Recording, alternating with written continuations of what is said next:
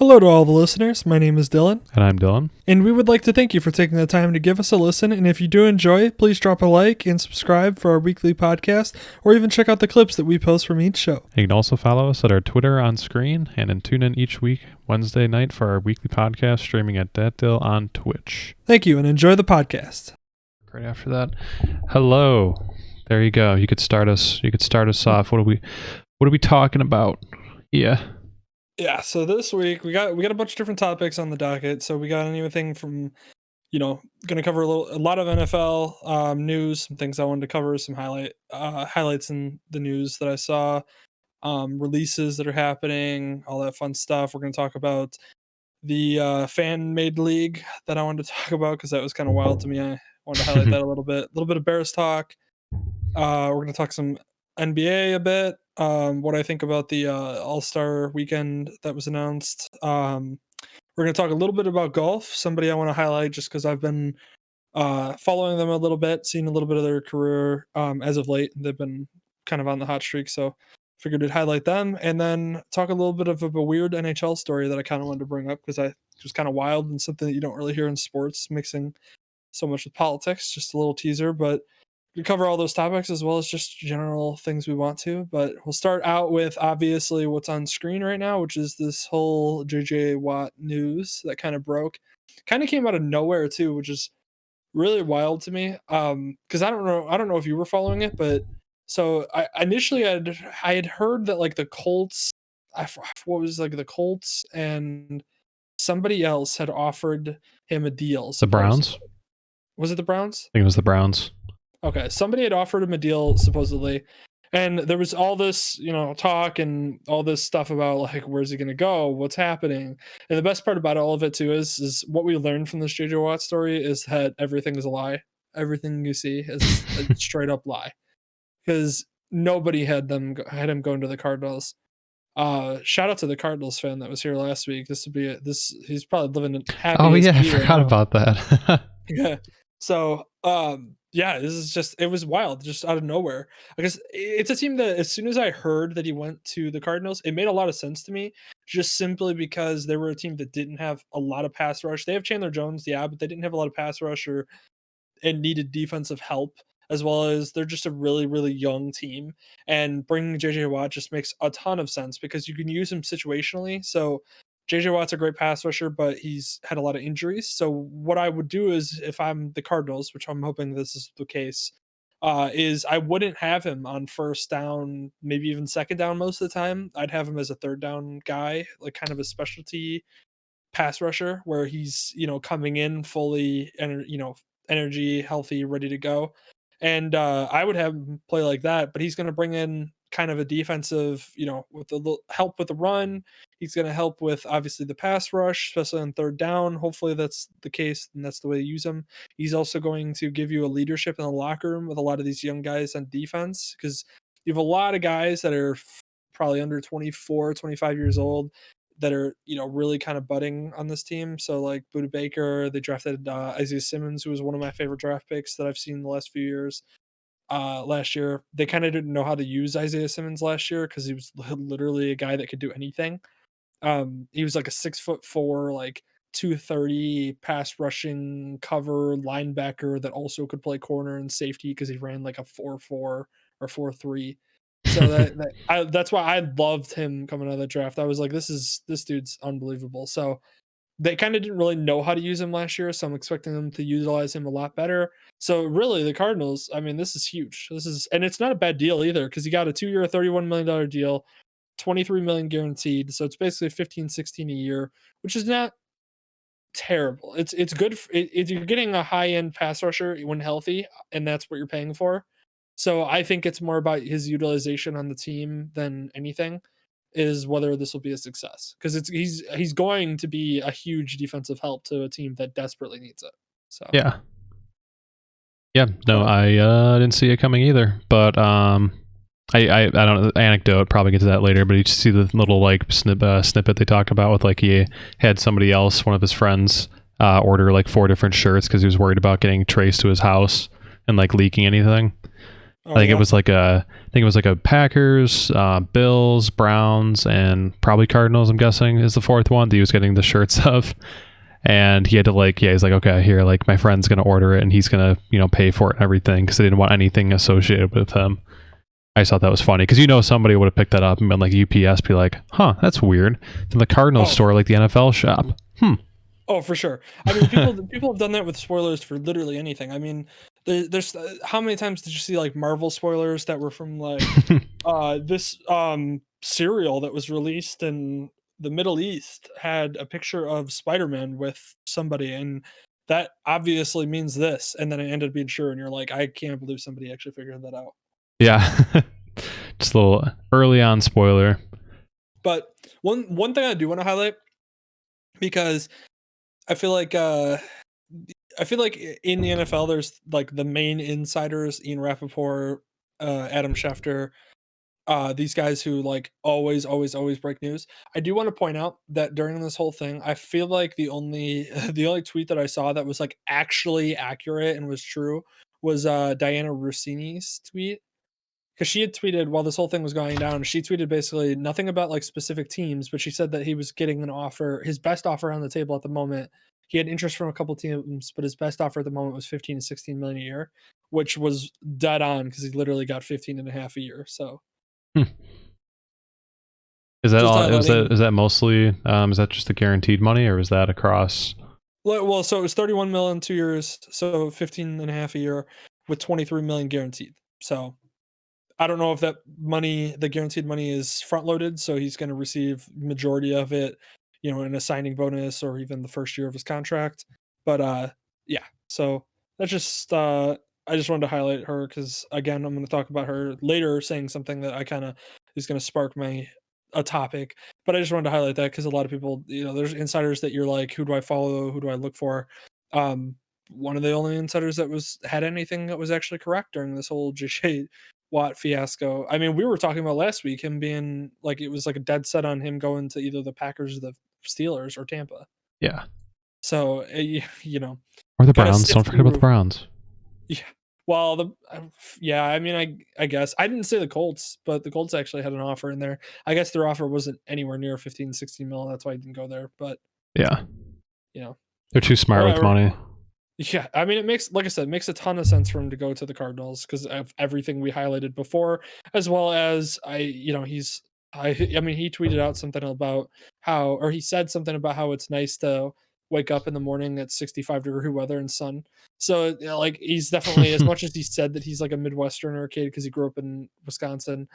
Hey, it's hard to move away from that. So I'm not surprised too that he also goes for that aspect as well. Yeah, definitely.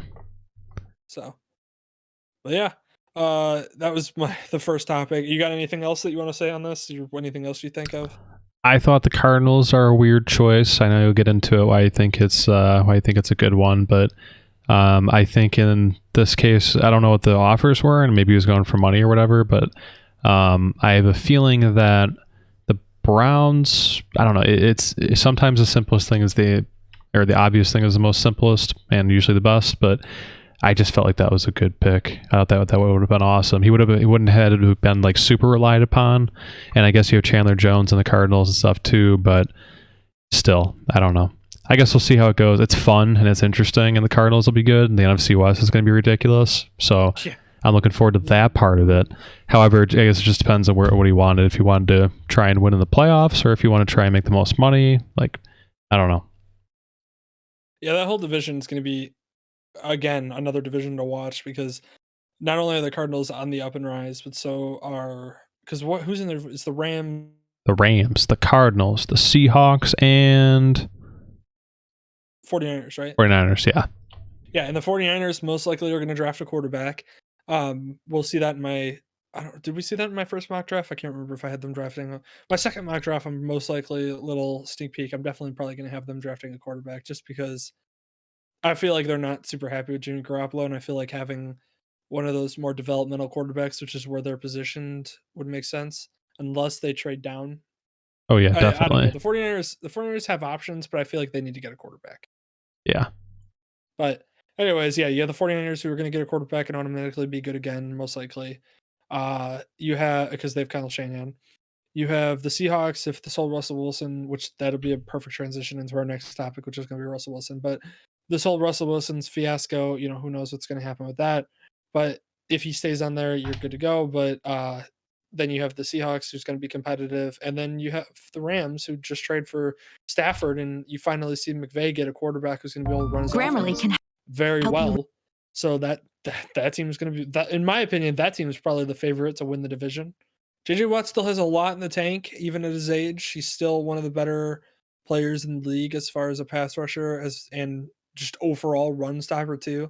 So again makes 100% sense why he would go to the Cardinals because they need him. He likes the nice weather there. They have the cap space. It makes a lot of sense. Just a little surprising because they weren't even a team that was really talked about. Yeah, no, they just came out of nowhere. So I don't know. It's a cool choice. You have the DeAndre Hopkins connection and everything. So I'm sure that probably played a pretty big part about it. Also, Vance Joseph, I believe, their defensive coordinator, right? Yeah. Yeah. And then, like I said, the whole talk of the Russell Wilson transitions into our next topic that I want to cover, which is the whole Russell Wilson thing that's happening right now. Yeah. I want to give my 2 cents into it just because as a Bears fan, I've been, you live on cloud 9 with the idea of it even happening, but I want to kind of stop everybody's hopes a little bit. And I want everybody to realize that if Russell Wilson is traded, he will have a $39 million dead cap hit to the Seahawks this year. Yeah. In a team that's not trying to rebuild, especially because they literally said when asked, what's this, the head coach, Pete Carroll. Pete Carroll. Pete Carroll even said he's like, I'm in my 70s. I'm not trying to rebuild. So it's one of those where there's probably like a 5% chance that he gets traded anywhere else. Yeah. And so I would say really 95% you're going to see Russell Wilson in a uniform next year for the Seahawks. However, it is great to talk about because it actually was a lot more like usually when I hear these rumors and the Bears are included, it's usually there's not a whole lot behind it. But this actually had, I kept seeing stuff that had a lot behind it with him talking about how much he loves the city, how he would love to be a legend here, how the fans are spectacular, and him mentioning to his teammates that he loves the city, and him having said that he's loved Chicago and the Bears. It's just Yeah, when did it was that a start? I lot. never heard of that before in my life, and all of a sudden he's like, "Yeah, I'm a massive Bears fan." Well, I have apparently, I think it was more so. Yeah, that play makes me laugh. I think it was more so about the fact that the team itself is kind of legendary at this point. For better or for worse, unfortunately, we're fans of them. So I think it's one of those where I think he is just saying that because it's one of his 4 teams, but also it's easy to be like, oh, it'd be great to be a Bears legend, the team that started it all kind of thing, especially. Yeah. So to me, it makes sense that he would talk a lot about that. I'm surprised that he chose the Bears. I would absolutely love to have him on the Bears, but unfortunately, probably a 5% chance that's going, probably a 5% chance he's getting traded in the first place. And then at that point, it's like a 1% chance that he's actually going to go to the Bears. So Yeah, I don't know how they'd be able to mitigate that cap, the dead cap hit. Like regardless, no matter where he's going, that seems kind of ridiculous. Well, yeah, it's I think it's after June 1st or something like that. They can put him as like a post June 1st trade or something like that, and then he's only 23 million next year as a cap hit, so that makes a little bit more sense. But again, they've reiterated that especially when if you actually look at uh the verbiage behind the uh trying to think of the verbiage behind the story is that Russell Wilson didn't request a trade. It's just that he said that he would go to these teams. And you also have to realize that before this, he was talking about how he was not happy with the team's obviously offensive line issues because they can't protect them to save their lives. And then also apparently there was a team meeting where he stormed out of it because he wasn't happy with what they had said or something like that. I can't say exactly. That's what I've heard. So it's one of those where definitely, obviously, I would love to see him, but again, keep your expectations very realistic in the fact that it's probably a very, very small chance that he's playing for a different team next year, even. Yeah, and I mean it's a leverage play and stuff too. Like all those stories slowly leak out, and then he's like, I don't want to trade because like that's final, but just saying like, oh, if I wanted one, it would Well, that's defeat what I'm these saying by places. you have to understand that he said beforehand that he was like his team was like upset with the way that they're handling the offensive line and the response when he said in his Definitely, meeting he like talked about it. So, everybody it's you need to fun realize off-season content. well, yeah, you need to realize that in the NFL offseason, 99% of the stories you hear are they're shocking and they're shocking for a certain party in whatever the decision would be, and that's the party that would be putting it out there. Let's put it that way. Like the Hmm. whole Carson Wentz thing's a perfect example where they were talking about, oh, the Bears have offered a first round pick and potentially Nick Foles and potentially even Tariq Cohen included in the deal. And then the Bears came out and were like, we haven't offered a first round pick. And then it was like, oh, they're Yeah, getting first round pick offers for him. And it was like nobody's offered him a first round pick. So you just have to understand that if you hear something that is kind of shocking or something that would really help a specific team in the deal, whether it be between two teams, if it helps one of the two teams, I can almost guarantee that it was put out probably by that team in some way. yeah, and that's super important to remember for like everything. Not even Yeah. only sports news, but literally every aspect of life. Yeah. When there's a weird story that comes out. And like I said, the JJ Watt thing, perfect example. Nobody had the Cardinals on the radar. And now he's a Cardinal. Yeah. So Nobody but knows anything until something happens, the usual. yep. Okay, so I just want to cover that. That was, something that's been going on, of course, and adds fuel to the fire. Now, to go to the other quarterback that I think is lot more likely to be traded, and the Bears are a lot more likely to potentially be in the conversation for in a pipe dream, would be Deshaun Watson, obviously. Yeah. So, Deshaun, I don't know if anybody had paid attention. I don't know if you even saw this, but did you see the thing about Deshaun Watson meeting with the coach? No. So apparently, he had a meeting with the new head coach there, and apparently, in the meeting, he reiterated how he does not want to play for the Texans. Yeah. So I it's can one see of him as those, being a but person who sticks to his word on that. yeah, and they're going to have to trade him at some point. And I think it's funny because I was reading some articles, and it makes a lot of sense. Is the team that makes the most sense for Deshaun Watson to get traded to would be the Bears, and the reason why is there's a bunch of reasons that I'll go over. So one, and these are like actual realistic reasons for why it could realistically happen and might be something that sneaks up on people, is obviously the Bears need a quarterback. Obviously, they skipped on Deshaun Watson in the draft.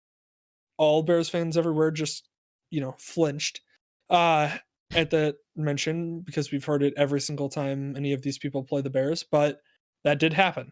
And so this is one of those rare opportunities where a team could fix that mistake. You also have a team that's motivated because their GM, president, and the head coach are all pretty much on the hot seat for, hey, if you don't produce next year, you're going to be fired.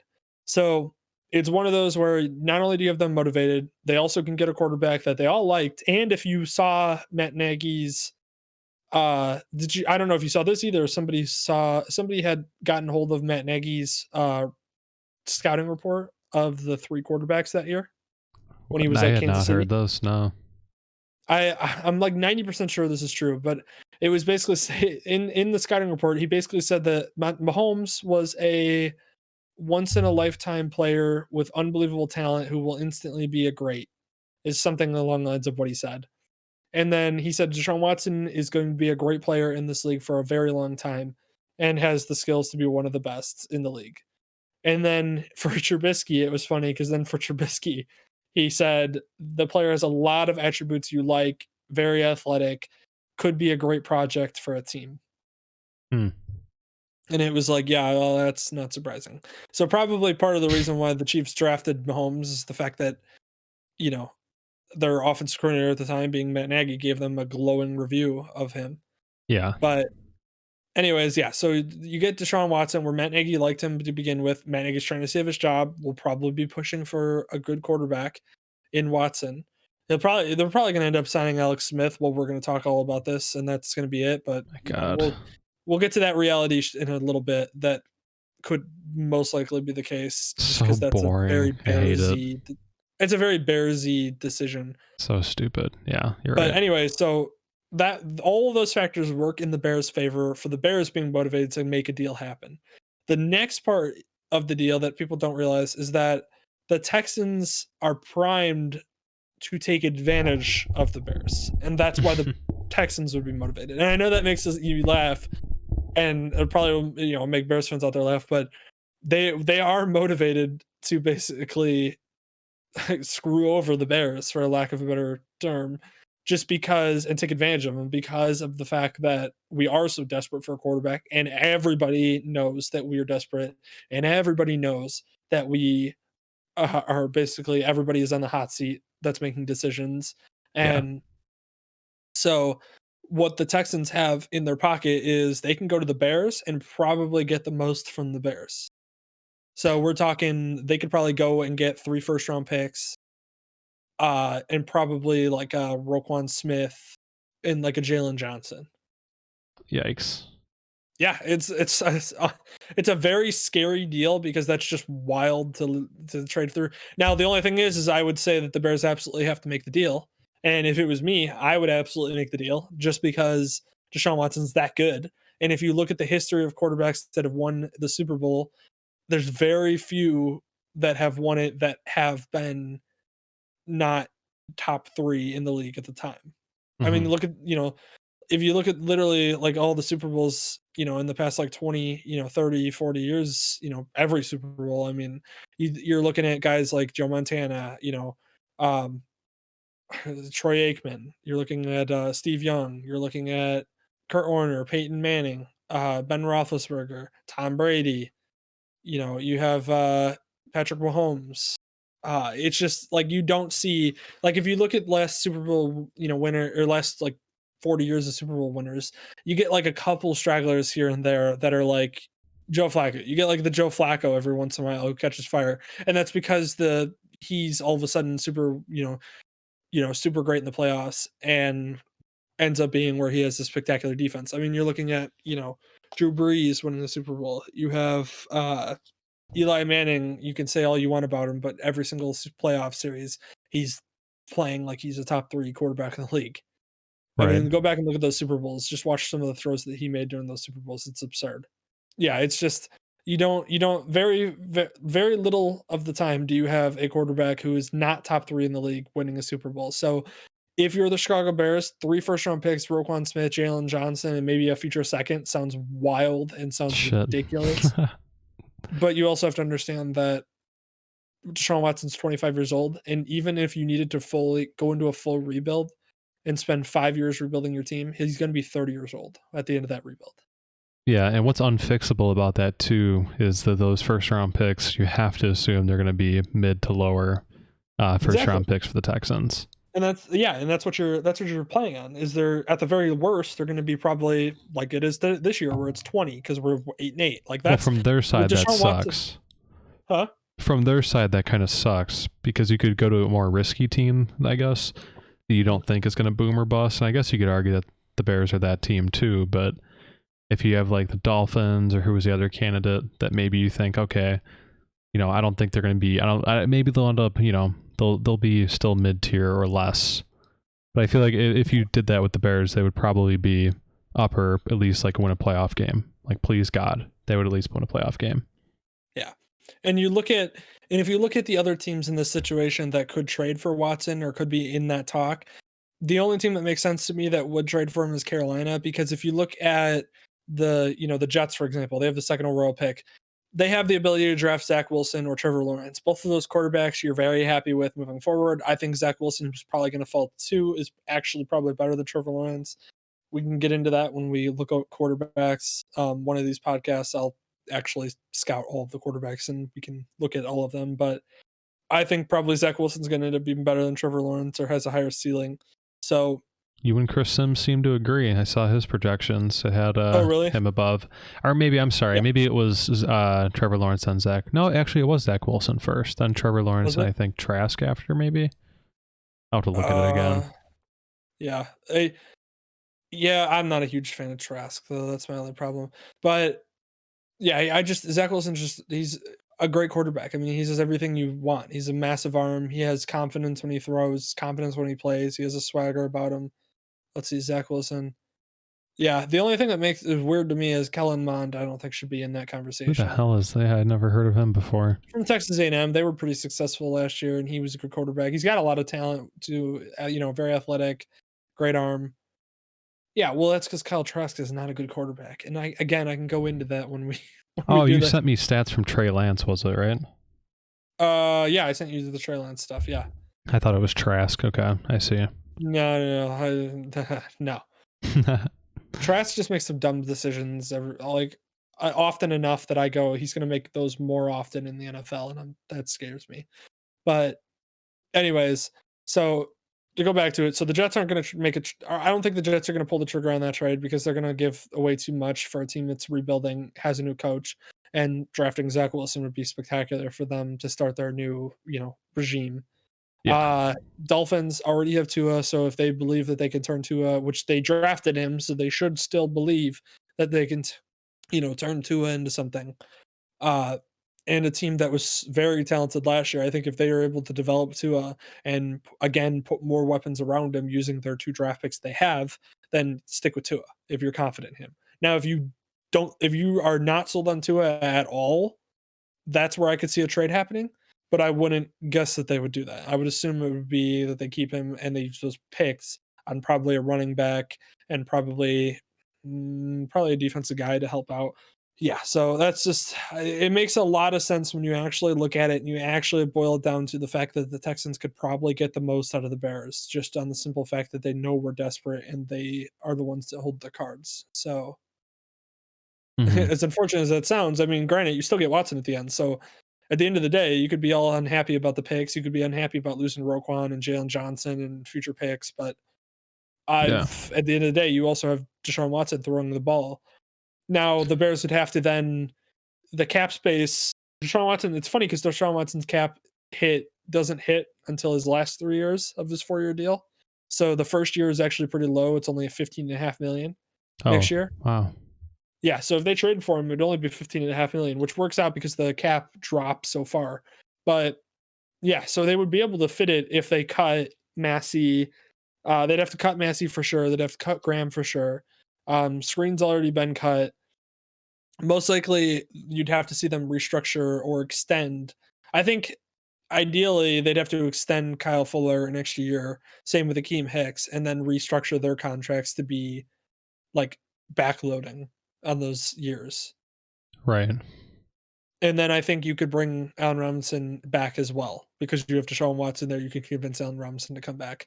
So I think that's the world that you would get those two on the same team on the Bears. So it's not impossible.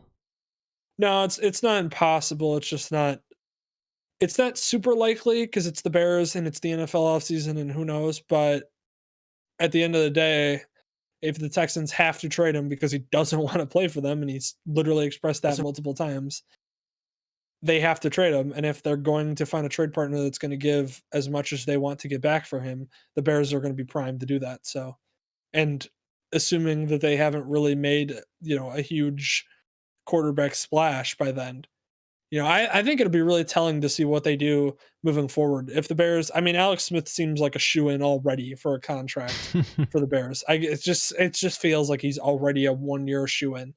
Yeah. But if you see the Bears like even balk on Alex Smith, I would be really really encouraged by that they might be keeping open because they think that they might be able to get Watson or make a push for Watson.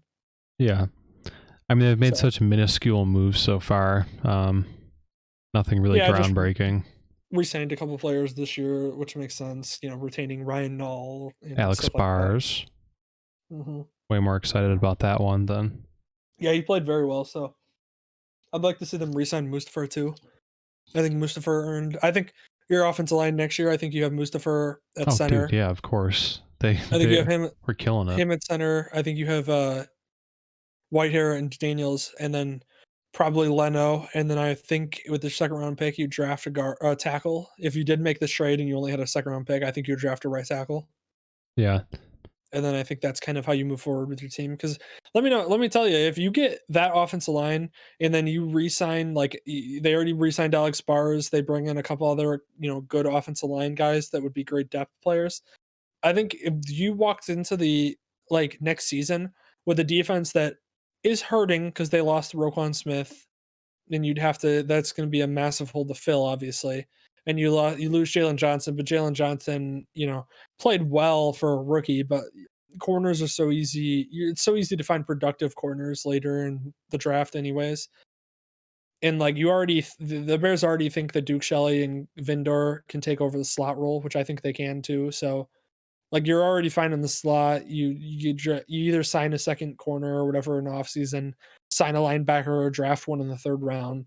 I think that solves those problems. Not well, but it solves them at least, gives you a body.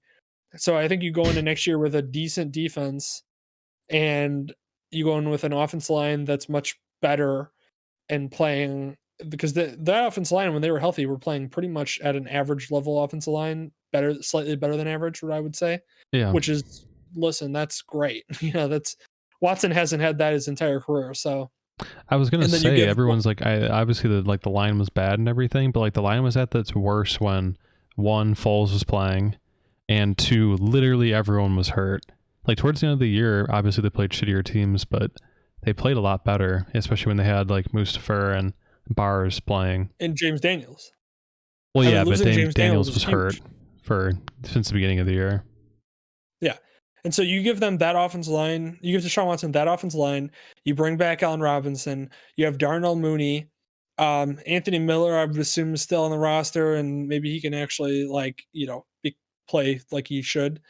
But maybe you pick up another depth wide receiver, but you go in with basically your two wide receivers being Mooney and Robinson. You have your tight end Cole Kmet, and then maybe sign another tight end behind him, a veteran guy, and you go in with Montgomery and Tariq Cohen at running back, and then that offensive line. I mean, you're talking about we're talking about going from the worst offense in the league to potentially a top 12 offense. That's I would hope it would be more.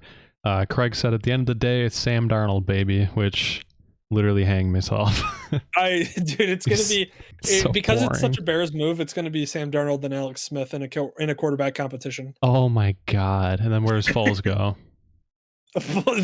They're not starting Foles. Foles takes over the Tyler Bray role of last year. Basically, yeah. Oh my god, dude! I'd be so Nick Foles, bored. Nick Foles is hey, if we're in the NFC Championship and our quarterback gets injured, at least we know we have a quarterback that can play at that level. That's where Nick Foles is at right now.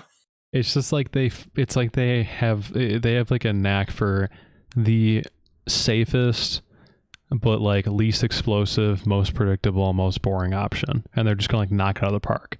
And they're gonna try and get you hyped up about a Darnold or an Alex Smith. There's gonna be a bunch of puff pieces about Chicago beat writers and stuff being actually looking at Sam Darnold's stats here, he was this much in the league. They do it everywhere, and it's so annoying because at the end of the day, when you actually watch the product on the field, you get exactly what you're expecting. And yeah, you get breakout things every once in a while, and people are like, oh, I told you so. But it's always the people who are saying it 10 times over that, yeah, eventually if you predict that, sure, you're going to be right finally. But I can just see it now. Nagy's oh no, we really think we got a lot to do here with Darnold. We would really be able to turn things around, and we feel that we have an offense that fits him perfectly. And then a bunch of beat writers the same way around and be yeah, they're really pumped up. The locker room's pumped up. Tariq Cohen's Darnold, we can't wait to get him in. It's disgusting. I already know exactly what's going to happen, and it makes me sick. You're already writing the stories in your head. If it happens, we'll be right back here. I have my prediction in stone. Now the only encouraging thing, Dylan, is that the Bears are getting desperate, and Watson again has expressed he doesn't want to play, and again, that all could make a lot of sense. And the one thing too that I'll say is that I did hear that the Bears had called the Seahawks and basically expressed like, "Hey, if you guys are dealing him, we'll definitely get a deal done." Like that was what I'd heard. Basically, is what had kind of been expressed from the Bears to the Seahawks. So that's also promising. I mean, the moment they heard Russell Wilson was potentially wanting to go to the Bears, they called them up. That's actually slightly encouraging for and a little bit different than what we're used to with the Bears. Yeah. Yeah. I know. And I also I like the whole Carson Wentz thing. Like we didn't get Carson Wentz, and I'm kind of happy about that because I didn't really want to take a flyer on Carson Wentz in the first place. But from what I've heard, the Bears had an offer on the table, and they stood by that offer and weren't going to budge, giving more. And then they ended up just going with the Colts because that's where, even though it was a slightly lesser offer from what I gather, which means that they were probably offering 2 second-round picks. But Good. They're it was desperate, just but they're not desperate enough to like ruin everything yet. yeah, they're not desperate enough to give a first, which Yeah. is at least a little bit encouraging too for the Bears. Yeah. So I mean, what you have to infer from that is that they at least thought they had other options on the table. You just don't know what options they're looking at. That and yeah, because a team that's desperate is trying to do everything they can to get their guy. And if they were going to hold steady on him, they thought that they had some options out there then. Now, unfortunately, those options could very well be what we just said, which is Sam Darnold and Alex Smith. But I'm still holding out hope that maybe, just maybe, if the Texans finally realize that they actually just need to get rid of, Deshaun Watson, that he doesn't want to play there, even though he's told them like 5 times and they still are like, we're committed to Deshaun. It's like, I don't think he's committed to you, buddy. Like, if they do finally realize it, then, that would be great. So, yeah, but no, he just needs to come out and just like declare that he's like anti-Christian, and then boom, ship him out. He's gone. Something says something like that, but he's too good for that. So, but we'll see. All right, so that's enough Deshaun Watson talk. We could ramble on and on and on about all the theoretical things that could happen. I'm just laying out a path that makes a lot of sense for both sides because, again, they can take advantage of the Bears. And I would be fine with that. Take advantage of us, please. So I'm 100%. So just wanted to throw that out there. Now, I do want to move on to a couple things that I saw, a couple shocking things, but also kind of makes sense with what's about to happen in the NFL that I don't think people realize or hasn't gotten talked about a ton in the media. Is we saw that the Dolphins released Kyle Van Noy 1 year into his 4-year, $51 million deal, I think it was. Yeah, that's right. Which is wild to me that they would release him because he was literally, it's such a Dolphins move because he was the captain of the defense of a team that had make a great a great improvement with a coach that's a defensive coach. So again, makes no sense, but makes a little bit of sense because he does free up $10 million in cap space. And I don't know if you saw this, but the salary cap this year is expected to drop. Yeah, of course. And they all expected it to. They expected it to, but it is going to drop a significant amount. And it might not sound like it, but it is. So it's gonna go, from what I gather, it's gonna go, let's see, this year it was 198.2 million. It's gonna drop to around 180 to 183 million. Yeah. So it's gonna drop around 16, 17 million, which doesn't sound like a ton, but when you're talking 16, 17 million is like 3 or 4 players that are, it's a couple quality starters at least. Exactly. Or, enough money for you to extend your guy, like this whole Bears thing that we're talking about with how they're going to have to cut Massey and cut Graham and, cut Screen to get under the cap initially and restructure contracts with, Akeem Hicks and all. They wouldn't have to do that if the salary cap had gone up $1 million or $2 million. The reason why they're cutting is because they're going to have to get under the cap. And that's the problem. I don't think people realize that. And I know Kyle Van Noy, it's kind of shocking that he did get cut. It makes sense for the team. I do want to highlight, though, that this is, and I saw this tweet from, I think it was Trey Wingo, and I liked it and everything because I was like, this is exactly how I feel. I, most of the time, support the players and the players' decisions, as well as I generally favor the players over the owners because the players. You don't side with the billionaires? What do you mean? Yeah, no, I know. Shocking. And I also side with the players more than I do the teams, just because there's so many times like this where you hear, oh, Deshaun Watson he doesn't want to play for the Texans, but he should honor the contract extension he bought or that he got with them. And it's like, okay, well, what about Kyle Hilarious. Van Noy? Like, shouldn't have the Dolphins honored that contract? Yeah, that's your classic. That's your classic old man. Like, we should do it. Like, stick by your word type of thing. Hilarious to hear. It doesn't work that way ever. No, but again, another one of those cuts that was kind of surprising. But again, makes sense because they're going to save about $10 million a year, which again I get with the salary cap going down, but kind of dumb on the Dolphins' part because again he was the captain of the defense. He had the second most pass rushes, I think it was, or quarterback rushes from a non-defensive end position. Yeah. On the field, so is it because of something else other productive. than performance? Like, are we going to get something out, like, some sort of scandal that's going to come out? No, it's just straight up. They got to get under the. It's a cat move. That's what it is. Okay. There's no way because there's no way you sign a guy for 4 years. He's productive, and then you cut him, but then you also realize that if you cut him, you save 10 million, and then you look at the cap and it's about to drop 16. So there's to me that's obvious. Point A to point B. That's makes sense. Yeah. Why it's happening. So Kyle Van Noy's free agent now out there on the market. Great linebacker. He was the captain of that defense that was really played well last year. So that goes to show. Another cut that just happened, a little bit of different reasons, but again, another cut was the Vikings releasing Kyle Rudolph. Kind of falls into the same thing. And again, by the way, that the whole tweet about the cap and about how cap had dropped, Diana Rossini, who we had just talked about before for the JJ Watt stuff, also tweeted out that she'd heard from executives that there was going to be a quote unquote massacre of players' contracts next week. So everybody look out for that. That next week there's going to be plenty of cuts. Yeah. And That's going to be exciting, though. It actually makes for more off-season content. Yeah, and it's going to be players like a Kyle Van Noy where you go, I don't know why we're cutting that guy. Oh, it's because the cap's about to drop. Like, yeah. That's the type of stuff that makes sense, and that's what you're going to see. Right. Another thing, talking about money.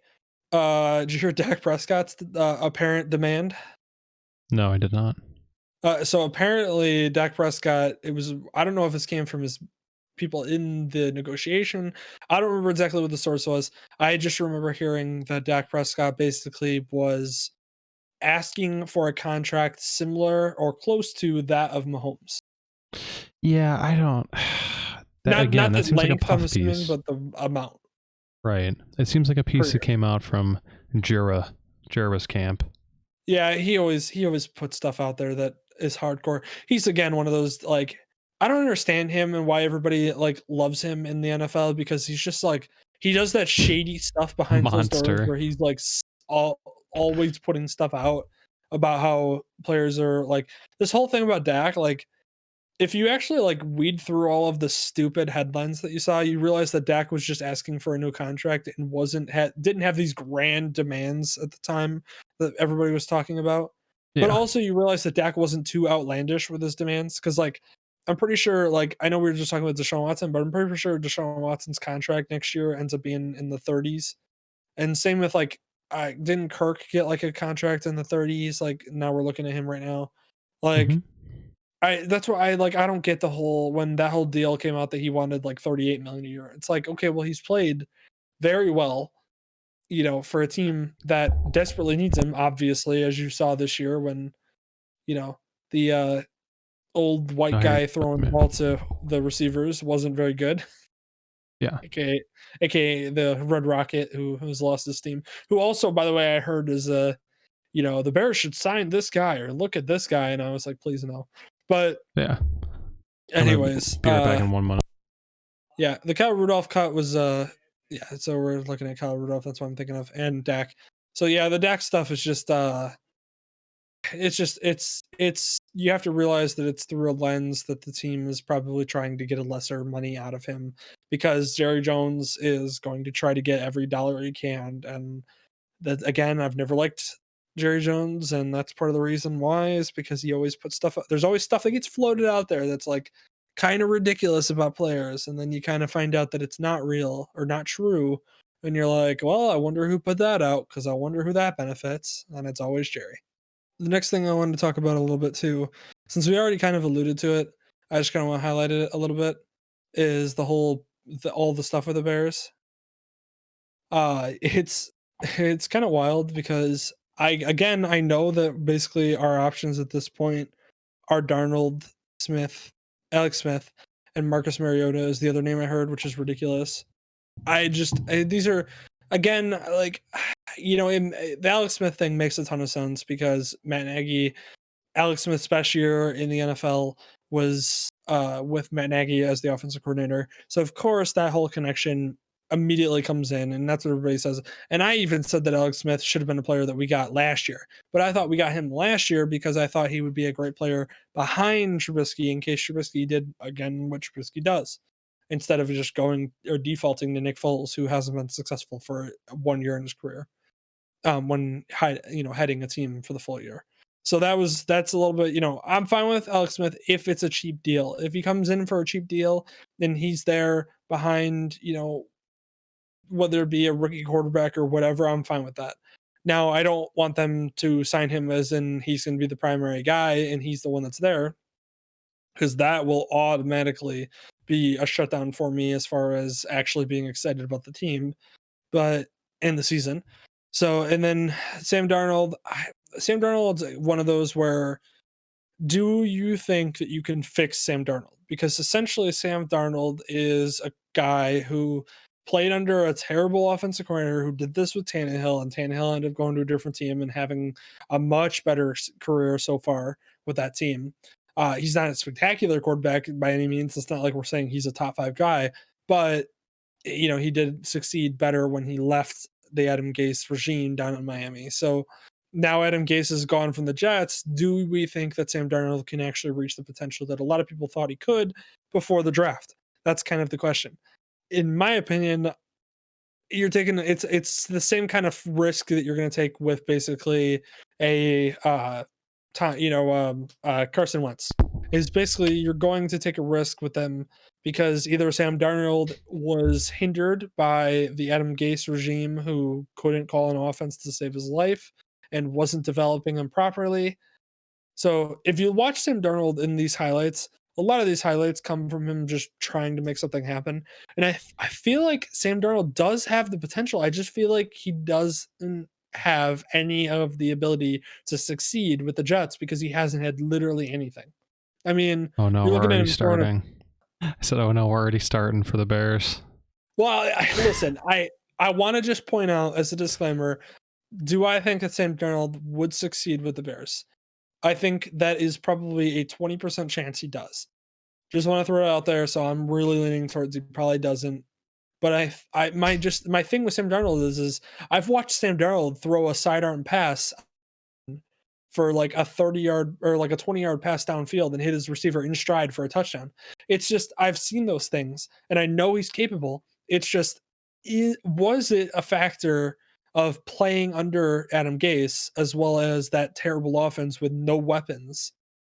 And that's what really led to him never being able to develop into the quarterback he can be.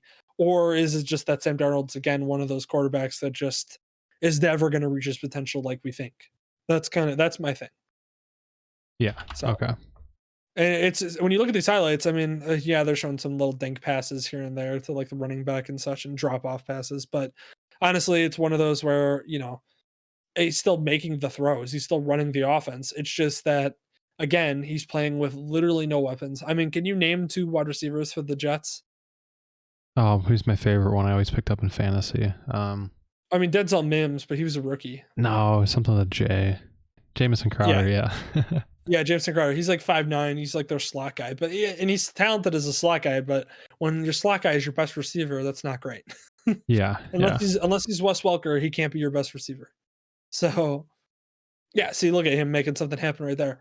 I feel like he has the ability to succeed. He just has to play his the next step in his career has to be with a team that is going to utilize his talents and start developing him. Otherwise, he's going to crap out. Sure. That's what I feel like. That's what I feel like about Sam Darnold. And I do feel like that's an uphill battle because you're going to have to get him out of habits that he's had for 3 years playing with a team that has no offense line, no running backs basically, and no wide receivers. Hey, they had Le'Veon And Bell, man. What do you mean? yeah. Yeah, exactly. The guy that just won the or just lost the Super Bowl with the Chiefs that didn't play a single down. Yeah, that guy. Mm-hmm. Yeah, I don't know. I mean, Denzel Mims super talented. Think he needs more time to develop, but that was like the only weapon I could think of off the top of my head besides like Jameson Crowder. I mean, they freaking had Frank Gore as a running back for a year, and I love Frank Gore, but he shouldn't be your primary back at the age of 36 or 34 or whatever he is. Yeah. Okay, but what about the concerns that Joe Flacco came in and played better with the same offense? Well, you also have to remember that Joe Flacco is a quarterback who is confident in his abilities, and I mean, you're talking about a guy who won a Super Bowl. Like, Yeah, I know, but he sucked ass on the Broncos still. yeah, but like if you took Eli Manning off the Giants and you put him on the current Bears, he's going to do better than Nick Foles or Trubisky. Like he might not be great, but he's going to be better because he's an actual quarterback that can make actual throws. Same with Joe Flacco. Joe Flacco can actually make some throws here and there. It's just Joe Flacco can never do it consistently enough to be a great quarterback in the NFL.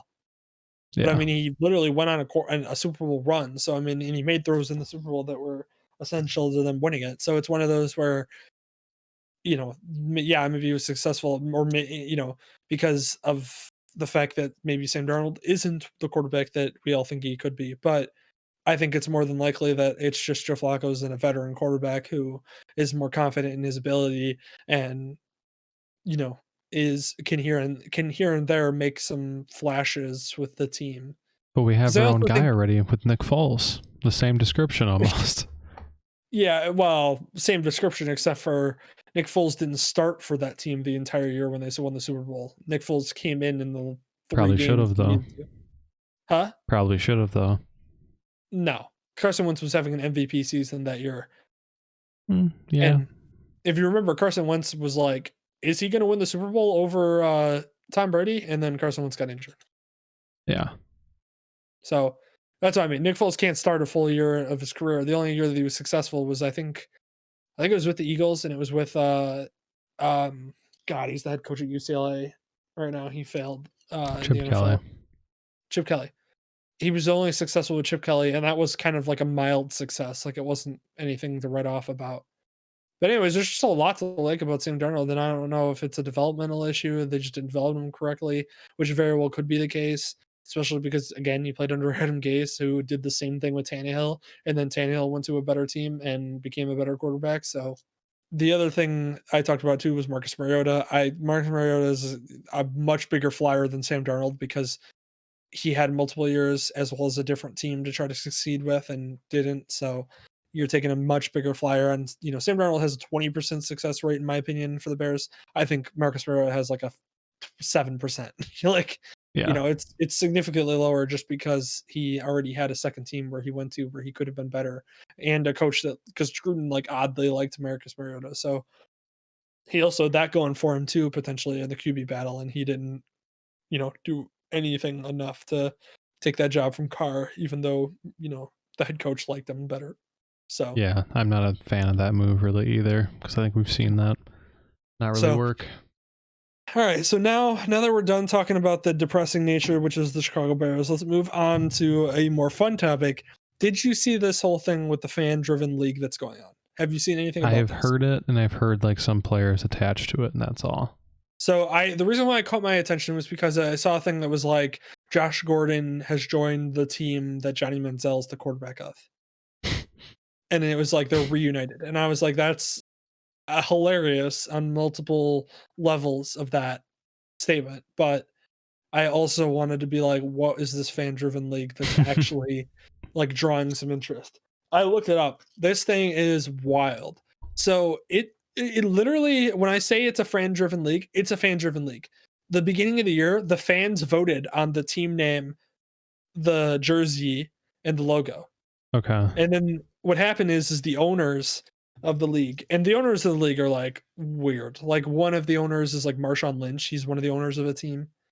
Like, yeah, it's like random. Richard Sherman, I think, is one of them. Like, it's It's like Mike Tyson is one. So okay, so Dylan, not only is it fan driven, but you can sign up and you can join a squad. And if you join that squad, you can actually vote on plays that the team will run. I did hear that. Yeah.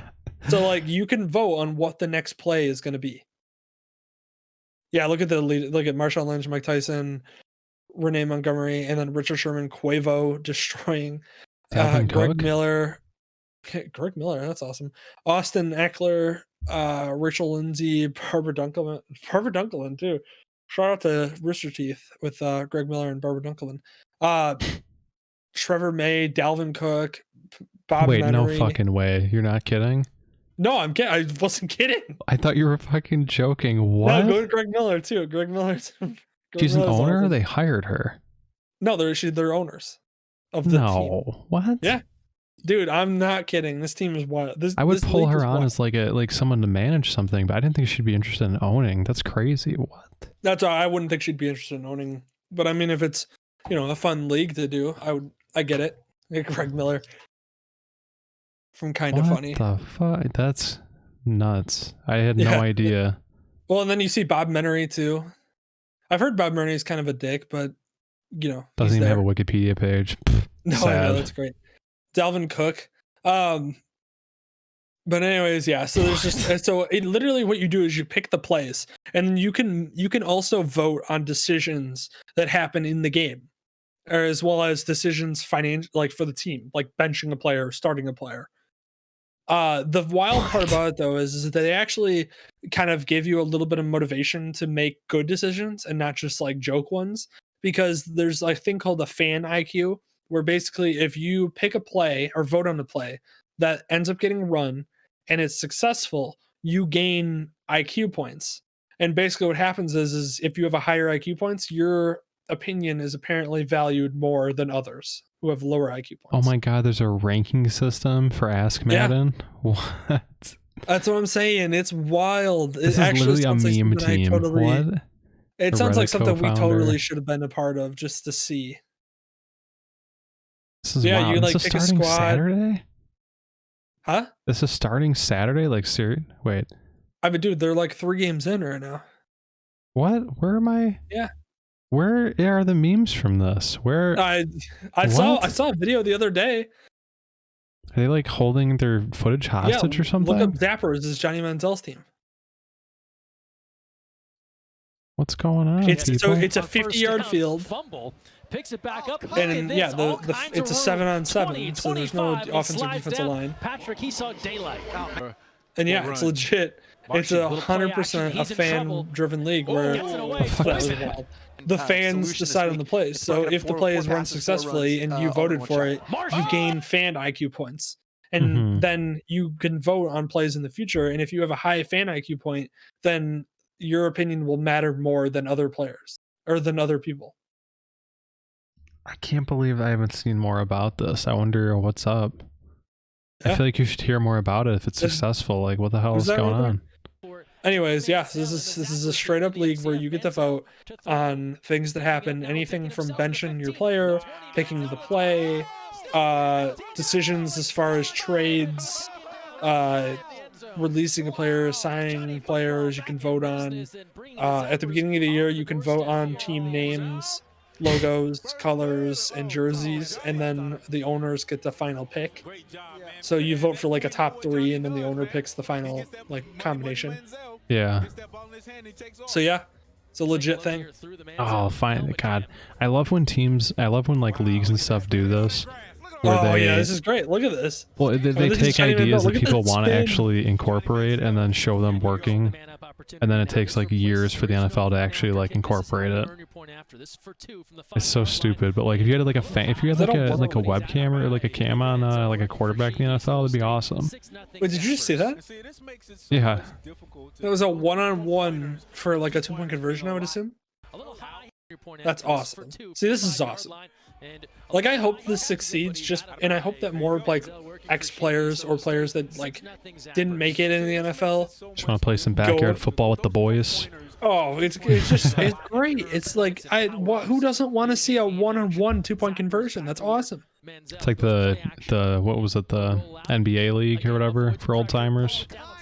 Yeah, well, and you get Johnny Manziel, who literally his big thing at Texas A&M. Because if you watch highlights of him at Texas A&M, he's freaking wild. I mean, it's literally just magic what he was doing. So, literally giving him the opportunity to do basically the same thing in a game that's predicated, or not predicated, but like geared towards making magic happen, because it's literally like backyard football. This is awesome. Yeah, that's funny. They're 3 weeks of a 6-week season. It said. How many plays do you think are getting called for Johnny Manziel just to run? It looks like how all many of them people so are voting far. on that, you think? I wish I saw more about that part. I need to focus on that for sure. Just like fan interactability. Yeah, I wonder how much time in between. I would assume what's happened is basically you vote for the next play while the current play is happening, kind of thing. I would assume that's happening, so that way the play gets in automatically before the next one starts. Yeah. Yeah. You know, so there's not like any weird lag. But yeah, it's wild.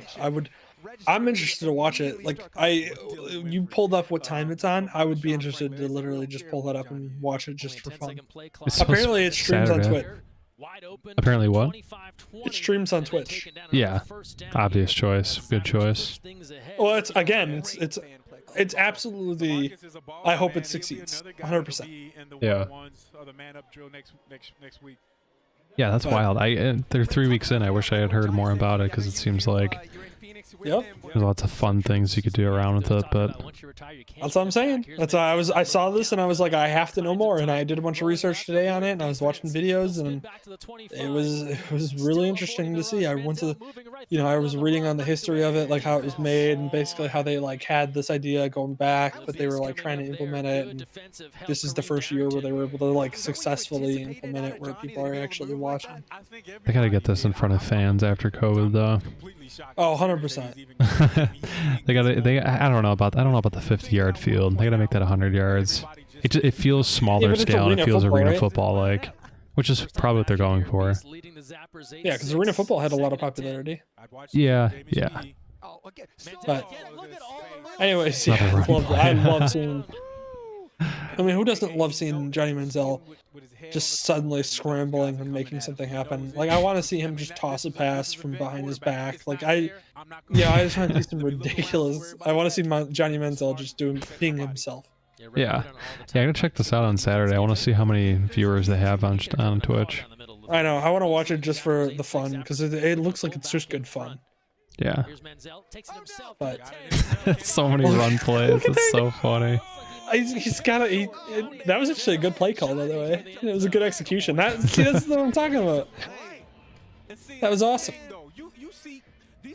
Hopefully they have like your classic season 1 of like a show or like a sitcom or whatever, where like they kind of like work the kinks out. Then season 2 they bring on bigger players and You can really see rock Johnny it off. Manziel like actually wants to like. He's like actually trying his best. Like he's actually laying out on a dive. Yeah. That's what I want to see. I want to see players actually committed to this. I want to see it going. This is awesome. Yeah. Yeah, I want to see it progress. I hope it sticks around for a second time. Another run play. Yeah. Oh my god. I mean, come on. They're gonna get voted for run plays nonstop with Johnny Manziel at your quarterback. So That's crazy. all right. Enough about the fan-driven league. I just thought that was awesome. We had to highlight that. Something fun to look at. Yeah, for sure. But check it out whenever it's on. I know you said it was on Saturday. Yeah. So moving on to the next topic, we're gonna go NBA here. There's a couple things that I want to highlight. So one, I want to highlight the fact that the Nets are playing out of their minds with James Harden looking better than maybe he ever has in his career. I think that's probably because he's actually finally motivated with a really good team behind him. Oh, are they That finally plays, taking like- off? Huh? They're finally taking off, it seems. Oh yeah, they're one of those teams that like they have so much talent that it's hard for them to not work. And then they also run sets, which make like they need like what they need to do in order to be successful is run sets where they have Kyrie Irving and Durant together, but then they have James Harden on his own. They can run them together at the same time, in the fourth quarter. But I think they need to do a lot of letting James Harden kind of have like this second team where he has like a bunch of 3-point shooters around him and he's just able to deliver. But Yeah, the Nets are just playing unbelievably because everybody's playing out of their mind, and Kyrie Irving's averaging near 30 points, Durant's averaging 30 points, James Harden's James Harden. Hmm. Yeah, it's just it's the Nets are playing out of their minds, and another team that's playing really well as of late is the Suns. Suns are playing super well as well, and the Suns have the benefit of this year having Chris Paul on the team, and Chris Paul healthy makes that Suns team really actually interesting to watch because they have a bunch of young guys, and really the Suns' biggest problem last year was that they just didn't have a point guard that was they didn't have a point guard that was able to get everybody involved equally and run the offense smoothly, as well as another playmaker besides Devin Booker that you could rely on in the crunch, because you can't really rely on DeAndre like Ayton to be that down the stretch, because DeAndre Ayton's more of a down low old school center that he can shoot a little bit, but he's more of a you know he's more of a big man center that you just can't like not going to rely on for the last shot at the end of big shots, or get you a couple points, in a run in order to catch up, which is what Chris Paul kind of brings you. And so that Suns team has been firing on all cylinders, and they're playing super well. And, Chris Paul having a talented team around him that's young and able to kind of pick up the slack even when he's not playing well, or, he's able to kind of take a little bit off. John Wall with the freaking Rockets, which was a wild too. But anyways, yeah, so Nets are playing super well. The Suns are playing super well. The Jazz are playing really well. The Nuggets are playing well. The West is again actually entertaining. The Nets seem like they might run away with the East if they play to their potential. So The do Celtics inform me, are what is the always. NBA's format this year? What's their playoff seeding, and like how many games are they playing? I'm not I aware. think it's the same as it was last year, where it's just 1 through 8, and an East Conference obviously, and I think that's it. I think it's just 1 versus 8, 2 versus 7. I don't think they've made any changes. They're not playing a full season though, right? No way. I thought there No, was already a big deal about that. I don't think they're playing a full season. I'm really like not as I haven't been paying attention as much to it as I should, Yeah, I've been especially paying because Kyrie zero. Irving is one of my favorite players, so I should be watching this more often. That's the only reason why I've been paying attention to the Nets so far. Yeah. There's so much, I should say. Oh, they're playing 72 games. Thanks. That makes sense. But and then also I want to highlight too a little bit the All-Star stuff came out. So I don't know if you want to Google like the All-Star announcements. The dunk contest, which I'm sure Craig will agree with me, is very uninspiring with who's in it. Like Obi Toppin would be fun to watch, but like not like look at those top three. Look at the three names. Who Like is that? it's just Anthony Simmons is like a really young like point guard, shooting guard that like has a lot of potential, but is just super young. And then Obi Toppin's a rookie for the Knicks, who's looking like he might be a solid player in the NFL or the NBA. And then Cassius Stanley, I can't remember where is he from Michigan State. I can't remember off the top of my head. You might have to look that up. I'm like, who the hell are these people?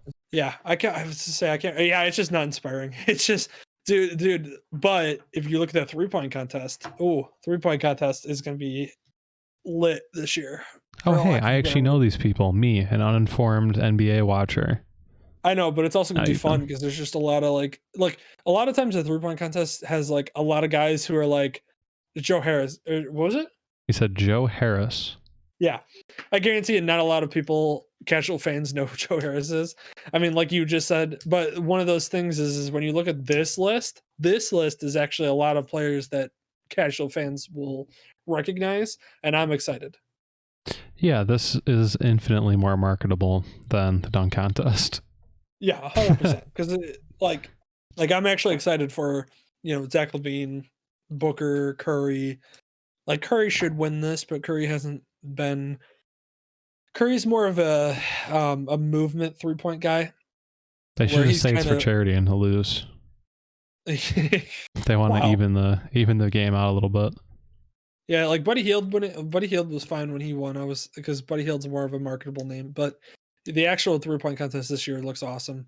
The Rising Stars roster was solid. I don't even know if they're playing a game though. I can't remember. I think they are. Oh, Oh, I thought it said What was this?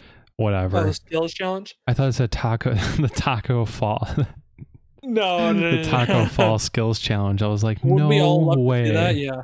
I'd love to see like Bol Bol versus Taco Fall. Get them out there.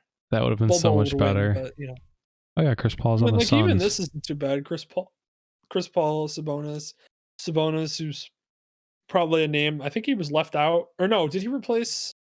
He replaced somebody. Hmm. Oh, there we go. Cassius Stanley was from Duke. That makes sense.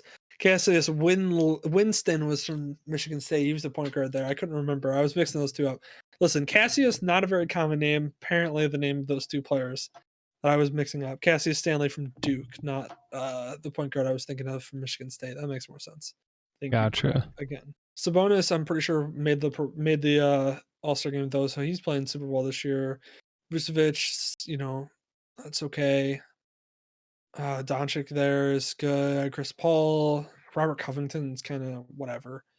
Julius Randle, he's playing really well this year. But Julius Randle came out of nowhere this year to actually like be super productive. Because I remember Julius Randle going to the Knicks, everybody was like, "Oh, great! What the Knicksiest pick possible? Let's get Julius Randle, a guy who's not, you know, been super good for anybody else, but he's been playing super well." So like Doncic, obviously, Paul, Sabonis, those are the three big names that you want to watch in this. Julius Randle maybe, but yeah, like the 3-point contest is in my opinion definitely the highlight of this weekend and what I'll be watching the most.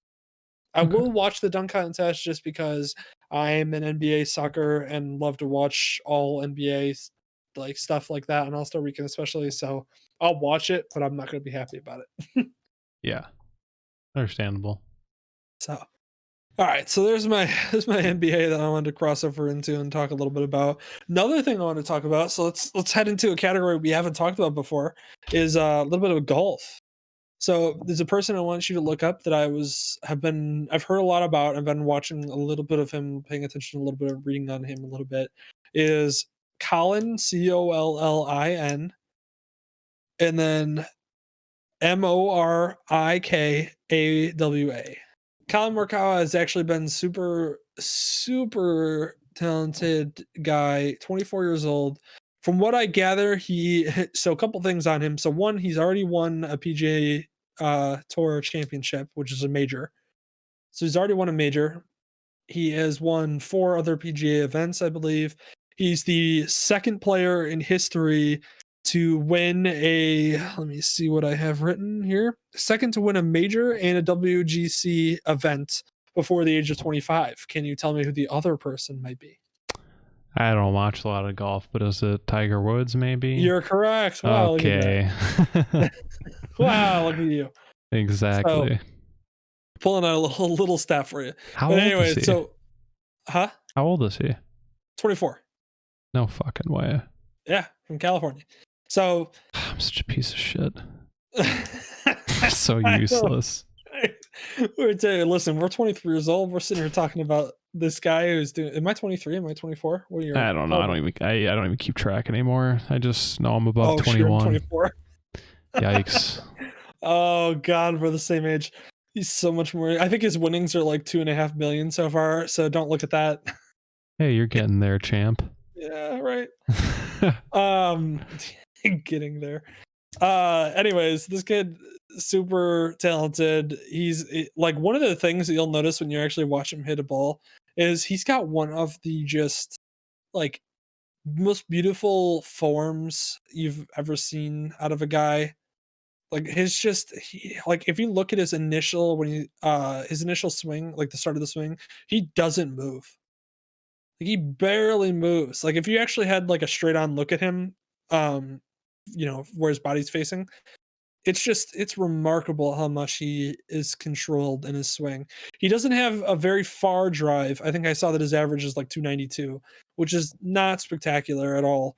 But I think his accuracy on his drive was in like the top 15 of all of golf. So he's one of those guys that's way more precise than he is, power. Like Tiger Woods had power and precise. This guy's more precise, less power. But he has definitely a great, stroke off the tee. His approach game is it's good. Probably could be worked on a little bit better. His putting, though, from what I've gathered, is pretty exceptional as well. I mean, as we're watching him as Terrible the putt right timing here. on the clip. Yeah, that took an odd little. That was little turn. awesome. Like literally, was- it's exceptional, and it went boop. He's exceptional at putting. And bam, misses that putt. That was great. He is a good putter. I just want to point it out there. We saw the one bad putt. Okay, everybody calm down. It was awesome. But I think his approach, I think it's more of his iron game is where he has to work out his kinks of his game. But I think his drive, from what I gather, is really nice off the tee. And then he's also a very, I did see, actually, it's funny that he just landed in the sandpit here. I saw that his sand recovery is like a top 10 in golf, I think, or something like that.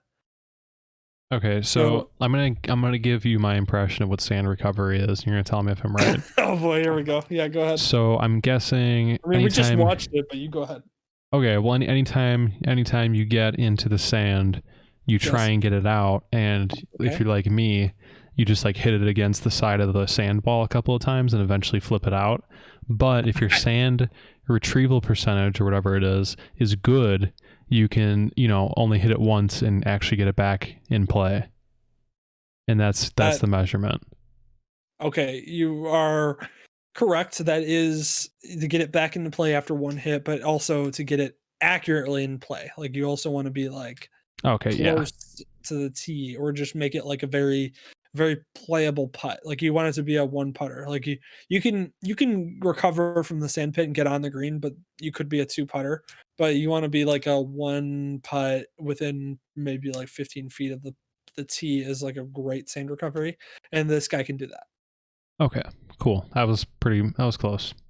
You were close. I mean, the idea is there. We're also gauging that on our sand recovery being absolutely dog. So yeah, there's that. But yeah, this kid I don't watch golf a ton. I'm not a golf expert here. I'm just kind of talking basically about what I've seen from him, watching videos of his, why he's successful and why he is who he is. And yeah, he's just a very great form golfer where his stroke is really, really impressive, and it's more about his accuracy and preciseness in his hits more than his eye-popping drives that are 300 plus yards. He's more of a just straight up. But look at this. See, this is what we're talking about here. So this is probably one of his holes where you see that he kind of has the kinks to work out, where he overshot the approach, and then now getting back onto the green for recovery, he is having a little bit of issues, but sinks the putt, and this is where again saving himself, and he'll work the other stuff out as he goes through his career. But I mean, he's winning this event here, so man, I absolutely miss like. I easily could have and should have gone golfing when it was warmer out, but like damn, I miss like being able to go up there in the mornings and stuff, and it's actually being like super dewy but like warm, and been a long time. Me and you should definitely do that at some point. Yeah, I would be down. It's been a long time, and just even seeing this, I'm just like, yeah, that'd be great. That'd be a good way to change up the pace a little bit. Yeah, I told my girlfriend Alyssa, I was like, I need to go to a driving range first, because I guarantee there's a whole lot of rust there. I mean, my drive is typically I'm fine driving a ball. My issue is always the irons. I cannot freaking hit a ball to save my life with an iron.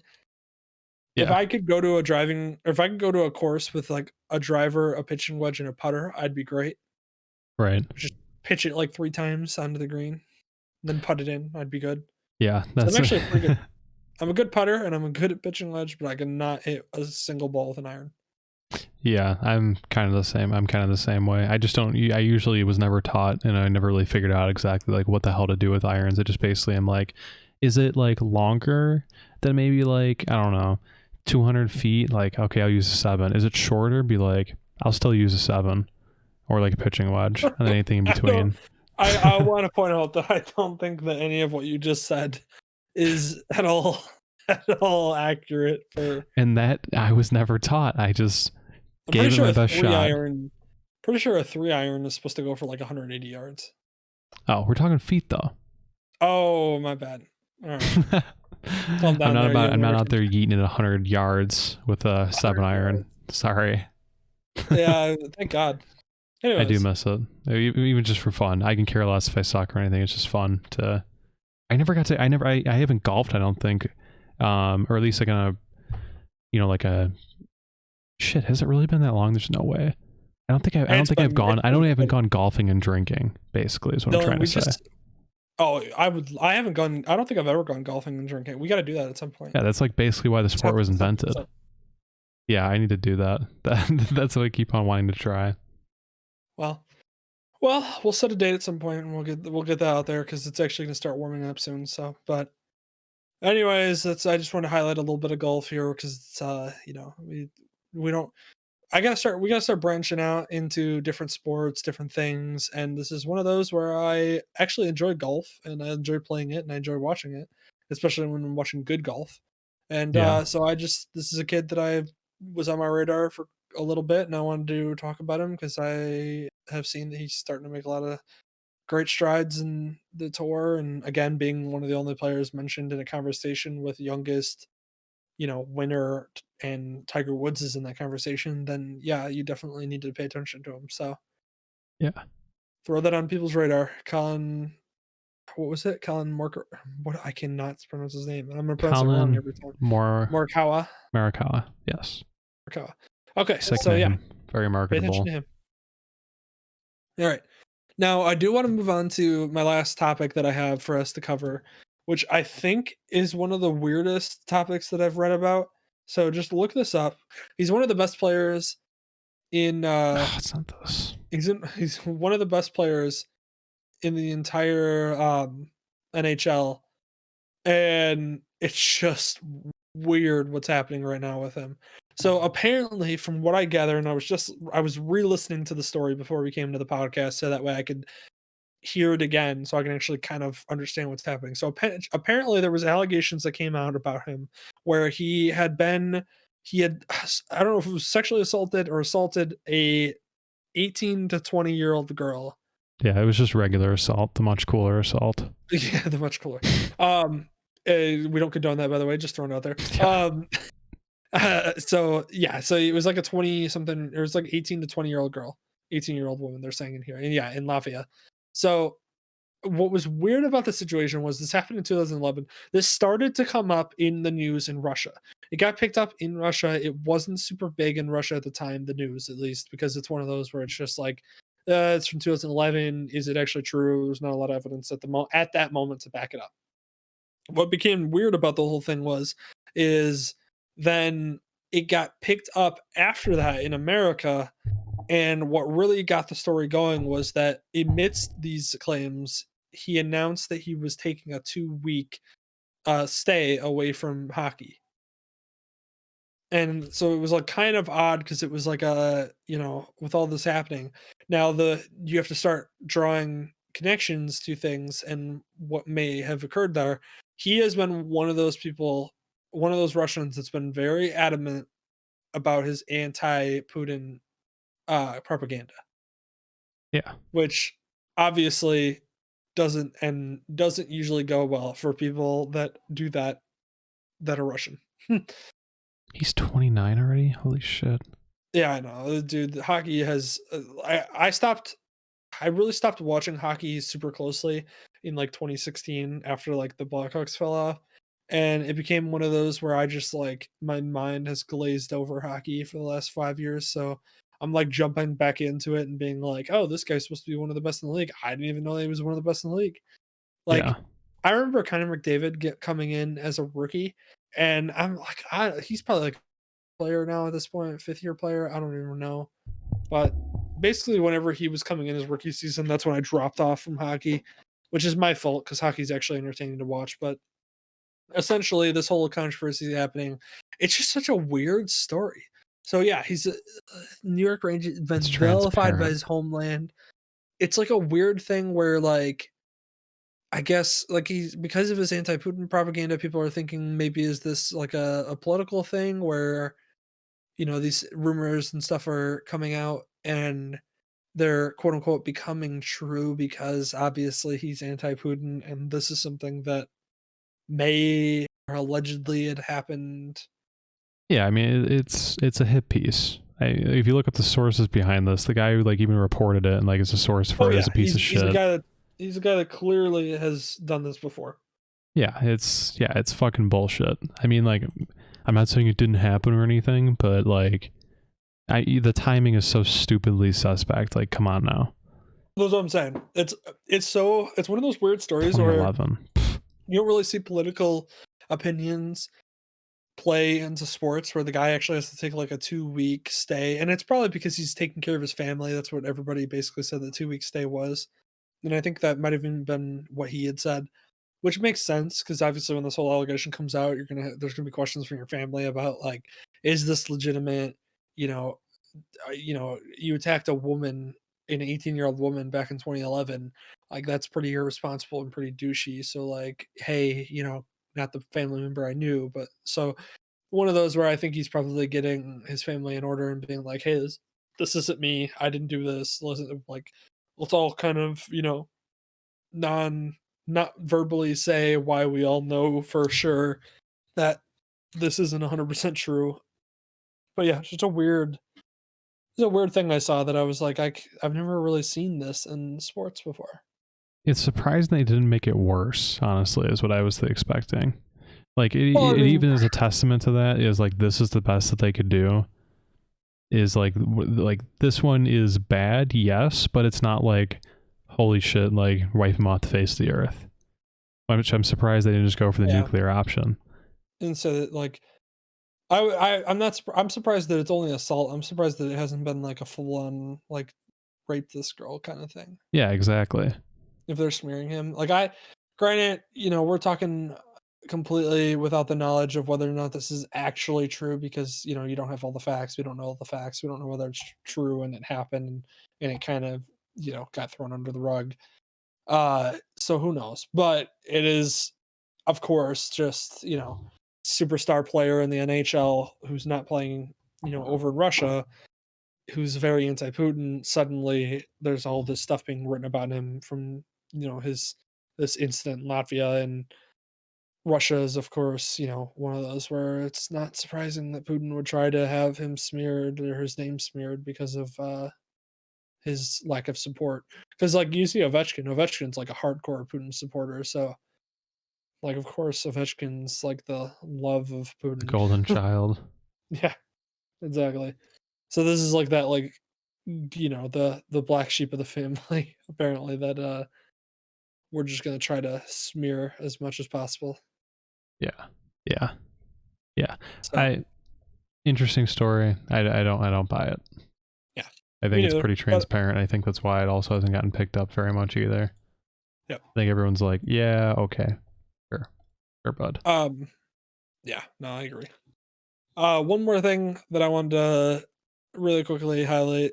Not go too in depth into, more of a serious topic, obviously. The whole Lewis Nix news, the 29-year-old ex Giants and Notre Dame player who was found dead. From what I gather with an interview with his mother, he was basically found floating in the pond nearby where they believe that his car he had lost control of. They don't obviously have any speculation on whether his phone was involved or what, but he'd been missing, and they said that basically his body most likely didn't float up into the pond because of how deep it was and everything that had happened. And that's why it took a while for people to find him. But basically, they believe, yeah, in an interview with his mom, that he had lost control of the car at some point. Well, they don't believe he was driving impaired at all, but it might have been where he was distracted by his phone when this occurred.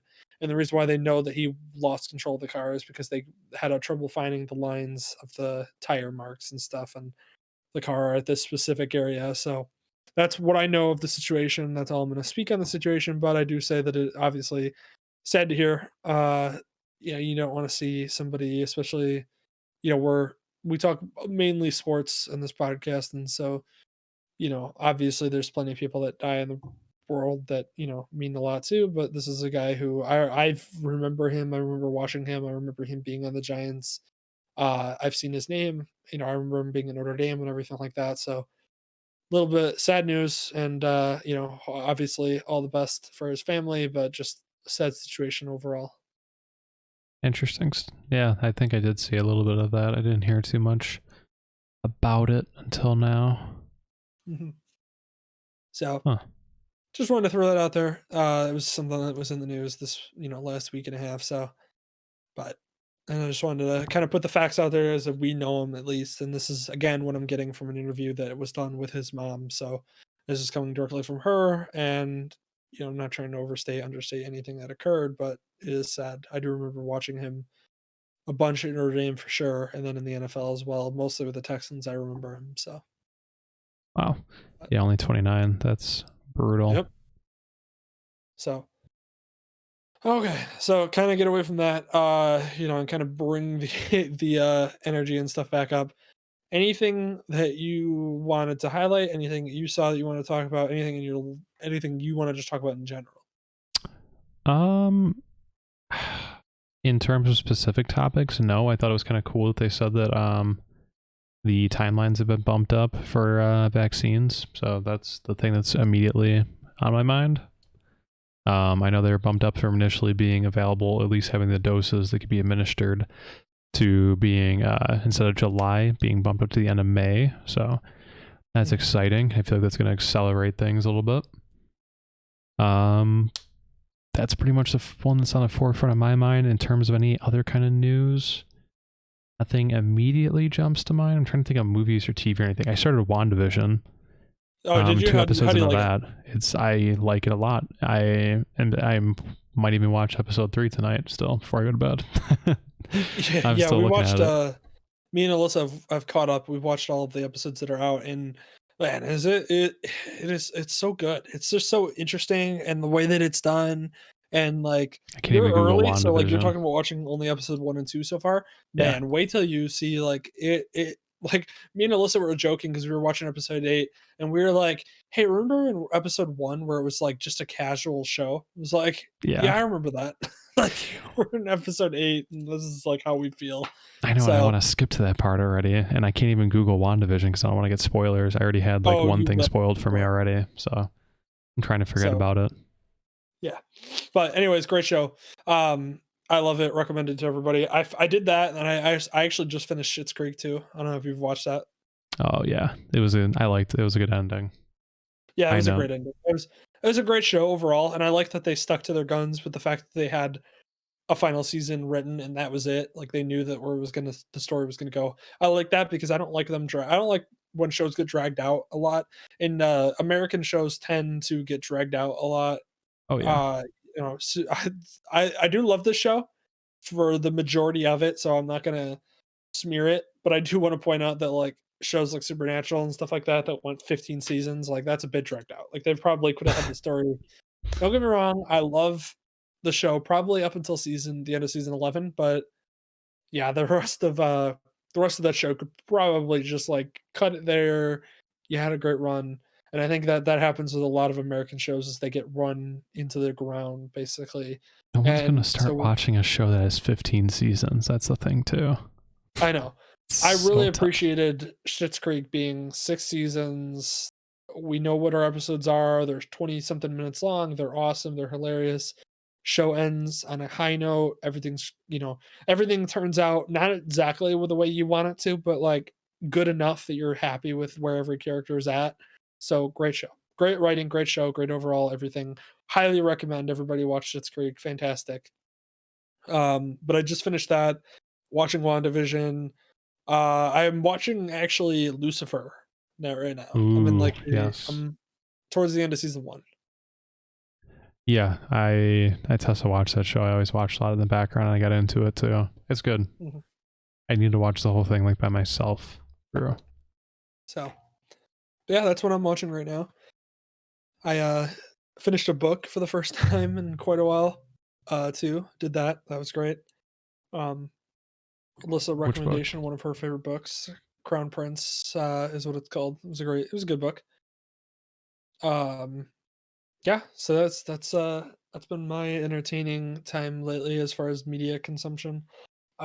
Movies wise, I mean, we're watching through the Mission Impossible series right now. Awesome. Oh Great yeah. choice.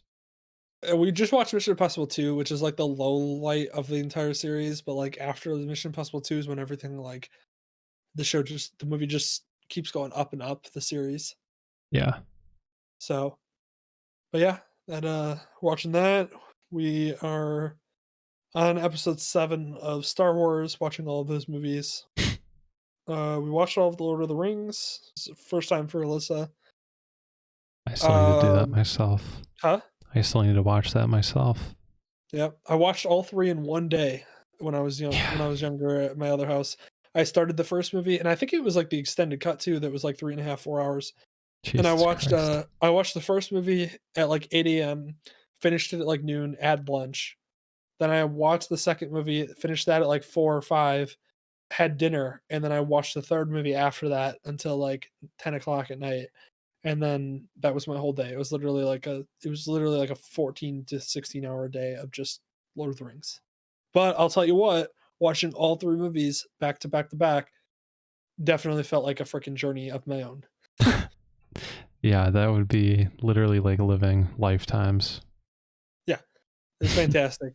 Absolutely appreciate having done that. But yeah, so that's what I'm watching at the moment. That's what I'm doing at the moment. There's nothing really else. I mean, baseball is coming back finally. We're not talking too much about baseball right now, just because baseball's in like that spring training sessions where like you can't really take a lot out of this. Like you can't really read into this a lot because of the, um, it's too early on. But you know, hey, I mean, there's still some highlights here and there, some things that, of course, it's spring training is one of those where every team, like, seems to be like the teams that you hope are doing well seem to be doing well and promising. And, it's always this like chippy, like happy, like our team has so much promise kind of thing. So, Oh my God. Yeah. yeah, Albert Pujols is 41 years old. He's still getting Wild to paid me. 30 mil this season. Holy fuck. Yeah, that's what happens, Dylan. You sign a 10-year, $240 million contract at the age of like, I don't know, 30. My God, baseball players have it fucking made. Dude, it's amazing. Look up, I mean, Mike Trout is probably worth every penny, but like look up Mike Trout's contract. The guaranteed structure is nuts. Just nuts. It's amazing. Baseball brings in a ton of money, so I get it, but Wow. yeah. Yeah, just right behind Mahomes. That's insane. Yeah, Patrick Mahomes' deal was absurd, but it's also Patrick Mahomes, and I would give him that deal in a heartbeat. So Yeah, definitely. Wow. that's the funny thing about his deal. But yeah, it's his deals are wild. I see. This is okay. So this is something that I feel strongly about, and I'm gonna get my opinion out there because I hate this stigma that goes with this. So I understand that players are making a ton of money, and I understand that these contracts are wild to think of, especially the Patrick Mahomes one where it's $500 million. I want to point out to people out there that are listening, maybe listen in the future, or just my opinion in general. I do not mind players making a ton of money if the players are giving you constant entertainment that you always watch, just like movies or shows. Like I don't understand the disconnect between what people understand what entertainment is and sports. Like when you watch a movie and like somebody from that movie, makes like 30 million off of that one movie, or like 40 million off that one movie, or something stupid like that, Yeah. or like The Rock making like 120 million in one year. Like people have this weird thing where like they're fine with actors making that money. Like nobody really bats an eye at actors making that kind of money, but then like a player makes like 30 million a year and everybody just loses their mind. Like Yeah. It's a business. It's literally percentages and what you bring in. yeah, and it's like it's the NFL, for example, Patrick Mahomes making 500 billion or $500 million, $500 million. Do you watch Patrick Mahomes every single game? Are you entertained? Do you enjoy his play? Those are the questions I ask, and I go, you do realize that he entertains you at minimum 17 times a year because he's going to play 16 games plus a playoff game at the very minimum. Yeah. Yeah. And now, I mean, it's 18 games.